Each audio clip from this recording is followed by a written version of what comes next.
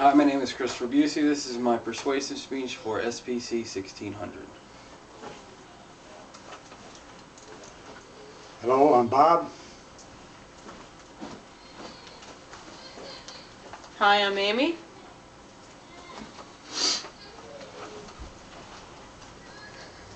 Hi, I'm Millie.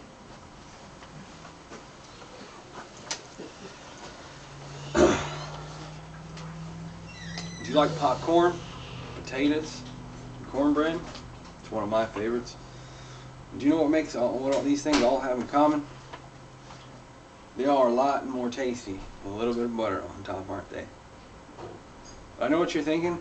Butter's bad for you, isn't it? That's what we've been told. So maybe we should use margarine now. Well, margarine has recently, within the past few years, gained great popularity as being a better alternative to butter. But really, which is better for you? There's now a lot of new research about margarine that's coming to see that it might not be the wonder spread that it's always been claiming to be. Well, first let's take a look at butter. What is butter? Well, it's made from the fat off of cow's milk, and it's coagulated until it's into a solid form. So granted, something made from the fat of something like that is going to have fat, and it's not going to be the best thing for you. In fact, a serving of butter does contain 11 grams of fat, and 7 of them are saturated fats, which are not good for you.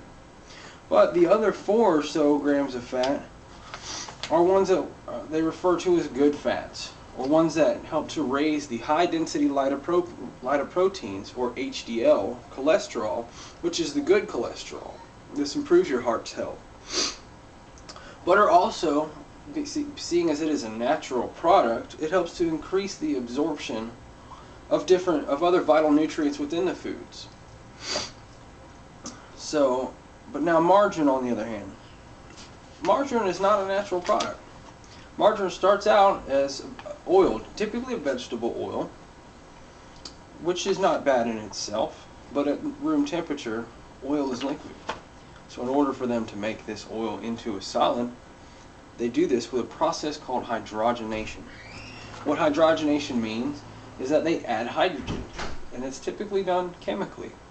And what this actually does is, with the addition of the hydrogen, it takes the unsaturated fats, which are good for you, that are naturally in this vegetable oil, and it converts them to saturated fats. Margarine does contain slightly less saturated fat than butter, but something that it gains that butter does not have in the process is trans fat. A typical serving of margarine usually contains 3 to 4 grams of trans fat.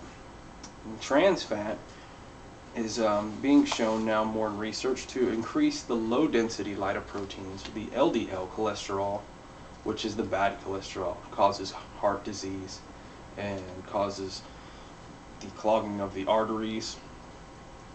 In fact, one Harvard medical study said that it can increase heart disease in women by 53%. It also stated that on a molecular level, margarine is but one molecule different from plastic. Plastic is made from oil as well through processing.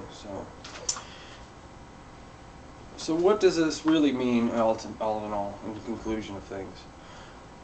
Neither are good for you. Neither butter nor margarine are really good for you and should be moderated, certainly. Which all things in this sort of thing do require moderation on one's part. But you'd have to ask yourself, would I rather have a moderate level of something that has been used for centuries and is a natural product and comes from a cow, or would I rather have a moderation of something that's been chemically altered and to take on a form that it did not want to be in the first place? So I say, personally, give me nature before you give me chemicals. Thank you.